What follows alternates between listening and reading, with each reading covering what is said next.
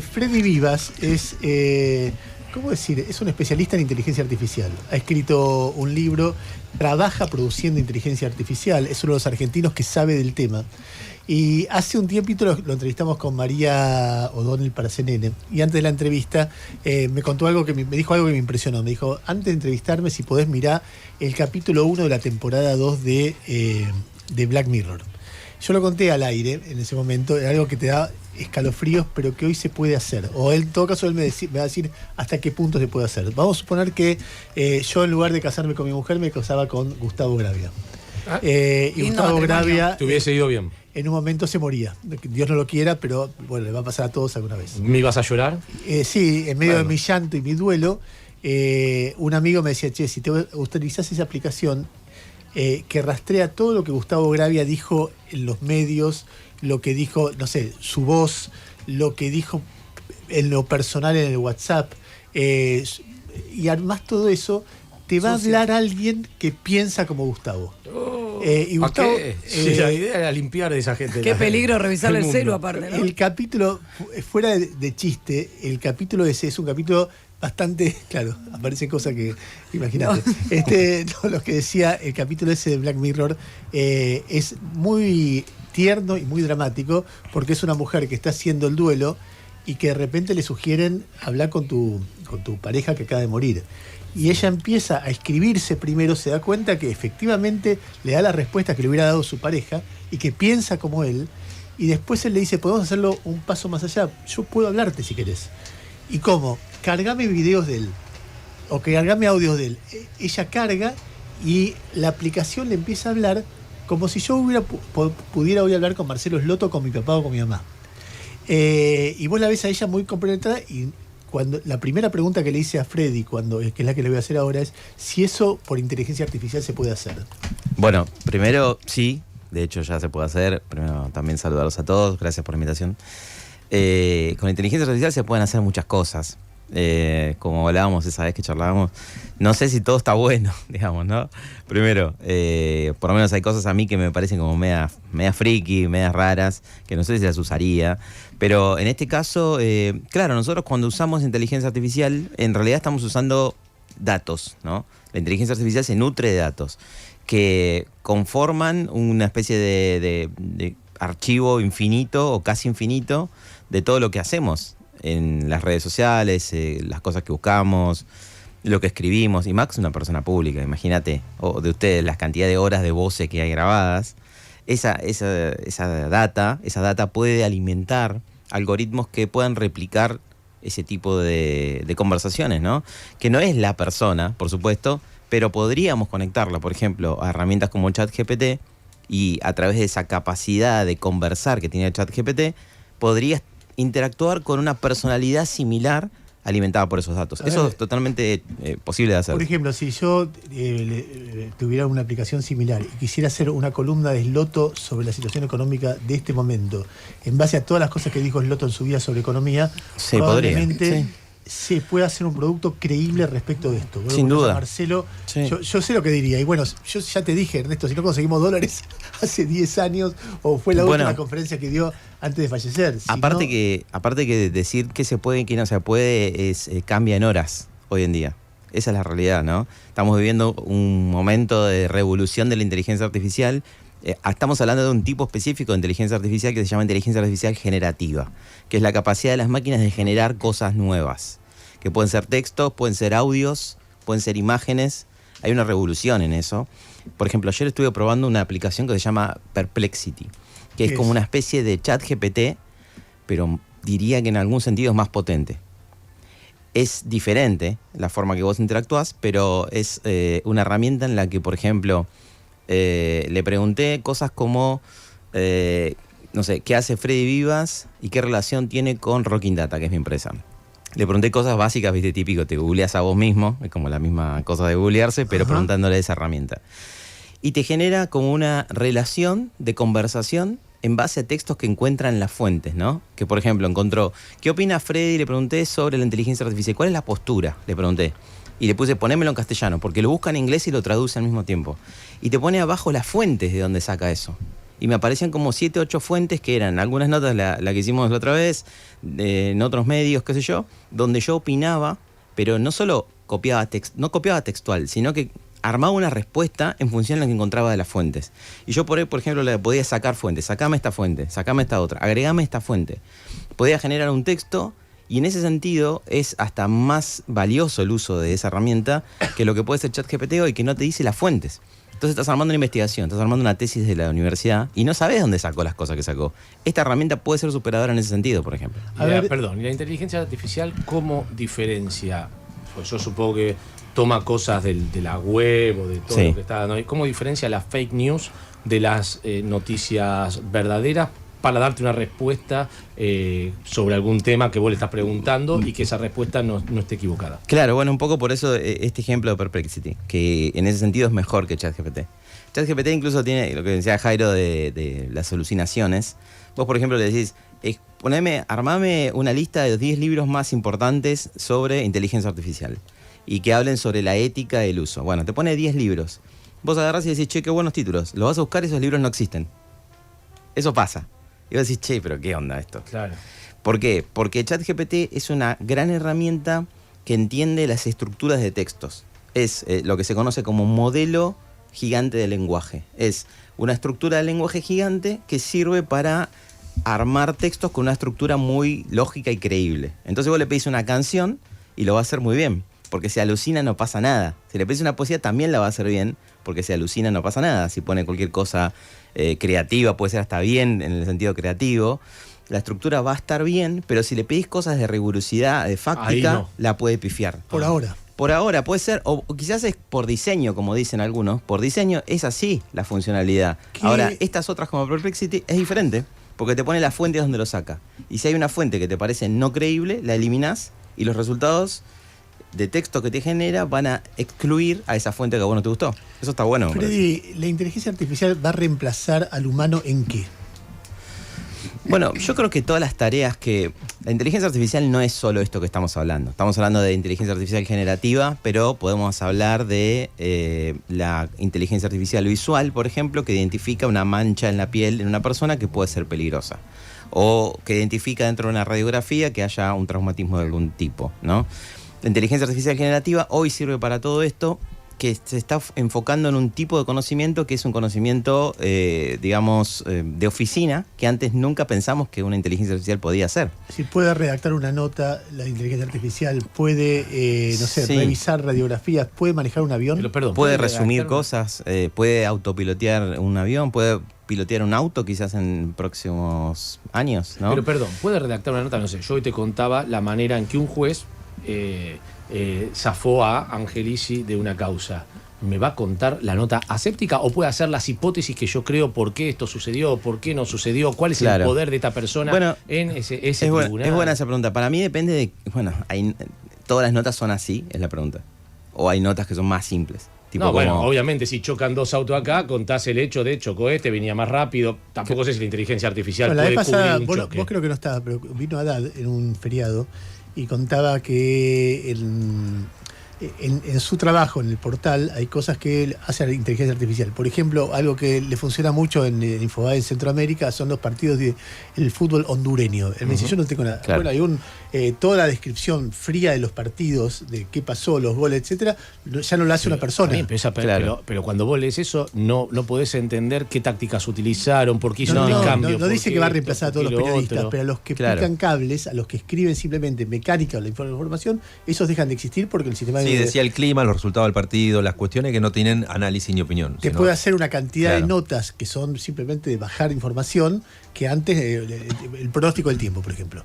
Nada, vos le das, decime qué pronóstico y te lo escribe y fue. Y te lo escribe en 2 minutos, no tenés un flaco al que le pagás un sueldo que está 1 hora escribiéndolo, por ejemplo. Claro, esa ¿Entendés? es la lógica, digamos, ¿no? Imagínate en el mundo de la programación o de la construcción de tecnología, que también es algo que está golpeado hoy, o puede ser golpeado O sea, por todo tipo de cálculos, redacción, Claro. todo lo que sea tareas sencillas y mecánicas, evaluación de exámenes médicos, por ejemplo. Uno de mis hijos estudia usando mucho mucho ChatGPT. Me dice, es como tener un profesor. Vos le preguntás, te responde. Lo que pasa es que tenés que dudar Pero porque hay un momento... Pará. Vos decís exámenes médicos. Suponete que yo me voy a hacer un estudio y me sale, no sé, que tengo divertículos, pongamos cualquier cosa. Yo no puedo ir con una inteligencia artificial que vea exactamente eso. No sabe mi historia clínica, no sabe qué me está pasando, no sabe si estoy pasando por estrés, que me puede pasar. Explícale, eso. Freddy. Digo, ¿y cómo es? Claro, Tocaste un tema muy polémico para mí, porque en realidad muchas veces los médicos tampoco saben todo eso. Sí, vos tenés un médico al que le vas contando Claro, todo eso. sí. Yo creo que justo es un tema que a mí me despierta mucha polémica porque creo que todo depende de la calidad con la que a vos hagas el trabajo. Sin duda para mí es irreemplazable el trabajo periodístico cuando es un trabajo periodístico hecho con calidad, digamos, ¿no? De la misma forma que podría ser la empatía médica cuando realmente está aplicada. Si vos vas con un problema de salud y tu médico te escucha, te asiste, te pregunta cómo estás en tu casa, cómo está tomando tu familia, todas estas cosas. Si lo haces así, es imposible que una tecnología reemplace eso. Ahora, si vos vas a un médico, la historia clínica no existe, está perdida, o por ejemplo, como me cuentan mis amigos médicos, hay un accidente acá en la calle, va a un hospital a una persona, tarda 22 minutos en hacerle el ingreso al sistema. Cuando vos pedís comida con la aplicación de pedir comida y en un minuto lo pedís a la comida. Y estás traceando todo el recorrido que hace el muchacho que viene pedaleando con tu hamburguesa. Y en un sistema médico donde no tenés idea de ninguna trazabilidad de nada, digamos, ¿no? Sí, la donde, inteligencia artificial puede reemplazar un montón del trabajo médico que impide que haga esto que vos valorás del trabajo médico. exacto. ¿Entendés? Y vos tenés médicos totalmente desbordados por la cantidad de turnos que tienen, la cantidad de análisis que piden, la cantidad de cosas que analizan, laboratorios que están totalmente desbordados porque no llegan a tiempo en responder eso. Con eso podría liberarse. Sí, ni siquiera estamos hablando de tecnología tan avanzada, ¿no? Estamos hablando de digitalizar algunos procesos. El otro día en una conferencia que lanzó un amigo que se llama Diego Pereira, es un doctor que está dedicado muy a la tecnología, había un médico en la audiencia y decía, me pasó de un caso de una chica que tuvo un accidente, la llevaron a un traumatismo grave, la llevaron al primer sanatorio cercano con un tomógrafo, no andaba el tomógrafo, nadie se enteró en el camino que no andaba, cuando llegó y de ahí la llevaron al siguiente, la chica se murió en el camino. Entonces, si tuviésemos tecnología, ni siquiera te hablo... Que centralice toda la información. Claro, la tecnología que tiene Waze, que tiene Google Maps, no te hablo de una cosa del futuro. Vos contaste, ¿no?, la otra vez en la pandemia cómo aplicaron claro, inteligencia artificial para prevenir las oleadas de pacientes. Claro, con este mismo médico amigo, él dirige una terapia intensiva, la segunda que recibió más casos de COVID de la Argentina, casos graves de COVID.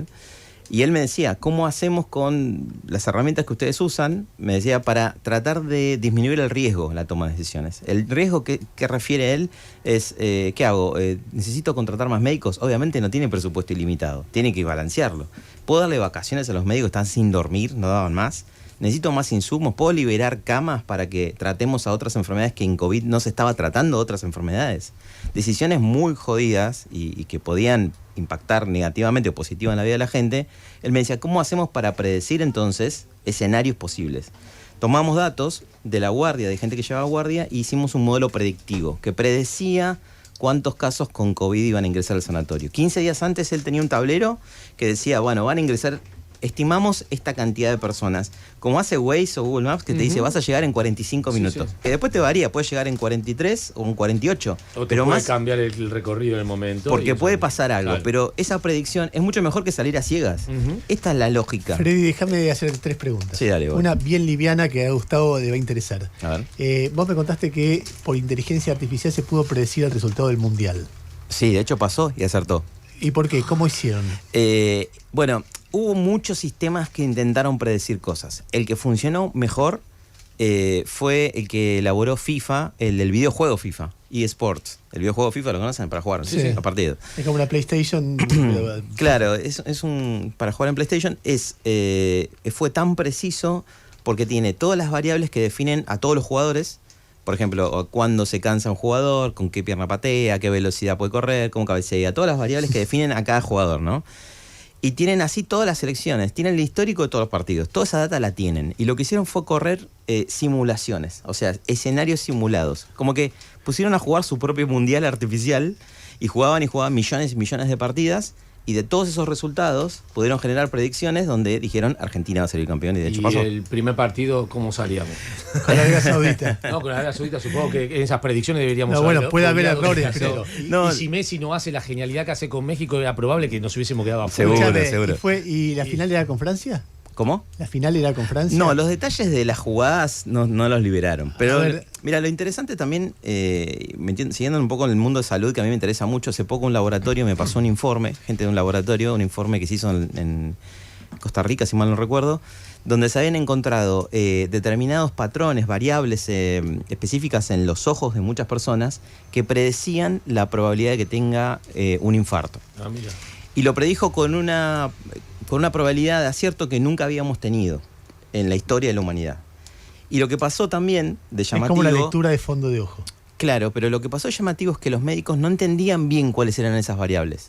Era como que decían, che, no estamos entendiendo cuáles son las cosas que definen la probabilidad esta. Todavía está en ese proceso de entendimiento. La inteligencia artificial tiene algunas formas de ejecutarse que son como una caja negra, que uno no entiende lo que está pasando dentro, ¿no? Una tecnología que se llama Deep Learning es una de las que hace esto.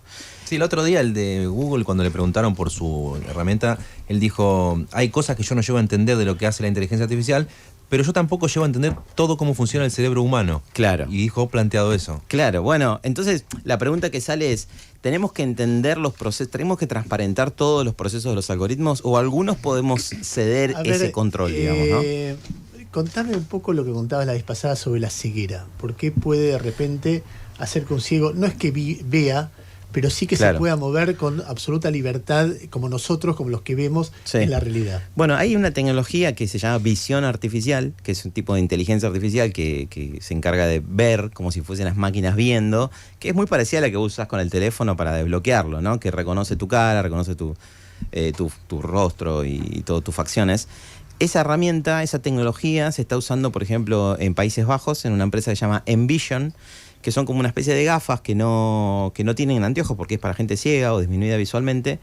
Y esa es como si tuviese una cámara, tiene cámaras de hecho, que va enfocando lo que está viendo o lo que tendría que estar viendo la persona ciega y se lo va leyendo al oído. O sea, le traduce el mundo que ve la inteligencia artificial sonido. a voz para que lo pueda escuchar. Entonces, a 2 metros tenés un auto Exacto. doblado ahora a la derecha, que supongo que con ejercitación permite que te muevas con bastante eficiencia, ¿no? exacto, sería como una asistencia artificial a personas que Es están como en esa disminución. los ¿no? autos que andan sin chofer. Es decir, se van guiando por los sensores, por las cámaras que tiene ese auto. ¿Y qué decís? No me subo ni en pedo esos autos. Pero no importa. Más allá de eso, digo, todo lo que sea inteligencia artificial aplicada al mejoramiento de la vida, uno no puede estar en contra. A ver, ¿y por qué Yuval Harari dice, no sé si los seres humanos vamos a sobrevivir a la inteligencia artificial? O te hago las dos preguntas para cerrar. ¿Por qué dice eso y si tiene razón o no? Sí, leí todos los artículos que habla él de esto. Él es un filósofo crítico de la tecnología, hace varios años lo viene haciendo, y hay una carta donde está Elon Musk también firmándola. Hay varias lecturas de esa carta. Una cosa es Harari y otra cosa es Elon Musk opinando de esto. Elon Musk tiene intereses políticos y económicos atrás de estos comentarios. De hecho, está creando una competencia de ChatGPT. Él. Entonces, por lo tanto, que quiera frenar ChatGPT tiene un Es sentido. porque quiere tener tiempo para competir. Tiene por lo menos una suspicacia ahí atrás, ¿no? Por otro lado, ¿en qué estoy de acuerdo? En que sí, ellos detectan de que no hay un conocimiento profundo del impacto de esto. Nadie tiene mucho conocimiento. Todos podemos estar ahí, los que creamos tecnología incluso podemos estar siguiéndolo más ¿Cuál es de cerca, ¿no? ¿Tu principal miedo cuál es? Mi miedo es que se implemente mal. ¿Y qué pasaría en ese caso? Y depende de cada caso, pero podrían tomarse decisiones implementando sistemas, por ejemplo, que determinen cuestiones de salud artificialmente, que no haya un humano en ese proceso, digamos, ¿no? Desligarse del proceso de toma de decisiones y cederle todo el control a la inteligencia artificial podría ser peligroso, sin duda. Falta de entendimiento es lo que veo hoy, ¿no? Si nos remitimos a, por ejemplo, el juicio de Cambridge Analytica, de donde le preguntaron a Mark Zuckerberg que se notaba que no entendían nada de lo que le preguntaban.